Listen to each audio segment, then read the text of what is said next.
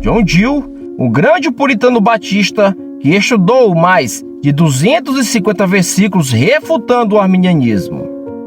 Aqui, alguns serão retomados, e na maioria dos casos, o argumento de John Gill será abreviado ou até mesmo modificado. Em dois casos muito importantes, ele será citado literalmente. Sim, literalmente em sua totalidade. Talvez você possa decidir ler o original completo, cujo título é A Causa de Deus e da Verdade.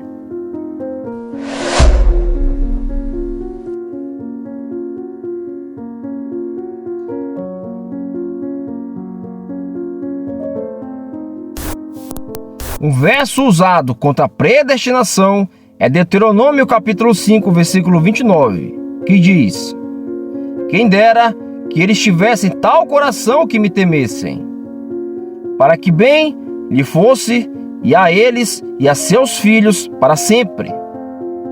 Os arminianos argumentam que esse desejo de Deus é inconsistente com os decretos de eleição e reprovação. Se houvesse tais decretos, o sentimento deste versículo seria hipócrita. O versículo implica, dizem os arminianos, que Deus dá a todos os homens graça suficiente para a conversão, enquanto a aceitação ou o uso desta graça pelo homem depende de seu livre-arbítrio. Bem, não é difícil responder a este argumento arminiano. Primeiro, o desejo forte e sincero de Deus pela salvação de alguns homens é inteiramente consistente com o decreto para eleger essas pessoas. E para demonstrar isso, os arminianos teriam que mostrar que Deus deseja a salvação de todos os homens. Mas esse versículo se refere apenas aos israelitas. Se algum versículo parece dizer que Deus deseja a salvação de todos e não está disposto que ninguém pereça, será discutido em sua ordem correta. Aqui, pelo menos, o desejo é restrito a poucas pessoas. E se este verso ou qualquer versículo fala de Deus como desejando a salvação de alguns e que ele rejeitou como réprobo, haveria uma inconsistência implicando hipocrisia. Mas este não é o caso aqui, pois aqui Deus está falando do seu povo escolhido. John Gill argumenta ainda que o desejo de Deus neste versículo não está se referindo à salvação no céu, mas à salvação das tragédias terrenas e à prosperidade temporal na terra prometida. E embora que essa ideia possa surpreender algumas pessoas, o último versículo do capítulo toma plausível, porque fala de prolongar os dias na terra que haverão de possuir.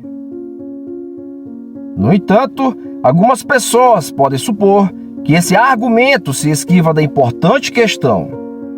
Eles podem dizer que a prosperidade temporal antecipa a salvação eterna. Assim como os actos de cura física de Cristo acarretam o perdão do pecado. O argumento arminiano seria então: Deus deseja a salvação de todos os israelitas, mas alguns foram perdidos. Portanto, a menos que Deus seja hipócrita, a doutrina da predestinação e os decretos devem ser abandonados. A essa forma de argumentação deve-se mostrar, como já foi feito em outros vídeos anteriores, que Deus, o Pai, deu ao seu Filho um certo povo, e que ele morreu para redimir esses indivíduos em particular e nenhum outro. Cristo morreu pelas ovelhas e não pelos lobos. Sim, na cruz, ele pretendia salvar a Abraão e Paulo, mas ele não pretendia salvar os iníquos de Sodoma. Sua intenção foi cumprida porque a Escritura diz que ele verá a sua semente. Sua palavra não retornará vazia. Ele realizará precisamente o que foi pretendido, e ele ficará satisfeito. E quanto aos israelitas que estavam perdidos, Paulo nos lembra que eles não são todos de Israel, que são de Israel, mas que há um Israel de Deus, e assim todo Israel será salvo. E isto deve responder por Deuteronômio, capítulo 5, versículo 29. John Gill também estudou Deuteronômio, capítulo 30, versículo 19, que diz: Os céus e a terra tomo hoje por testemunha contra vós, de que te tenho proposto a vida e a morte, a bênção e a maldição. Escolhe, pois, a vida para que vivas, tu e tua descendência. E neste verso, Gill comenta: estas palavras são frequentemente usadas pelos patronos do livre-arbítrio. Ele, então, destrói a doutrina do livre-arbítrio de forma mais abrangente.